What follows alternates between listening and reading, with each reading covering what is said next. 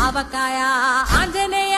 కథ మొదలెట్టినాడు చూడరయ్యా శక్తినంతా కూడగట్టి చెట్టు దులిపినాడు అంజయ్య ఎర్ర ఛాయ కోతి అవతార వెంటమాయ కత్తి సేత పట్టకుండా కాయ కోసినాడు కపిలయ్యా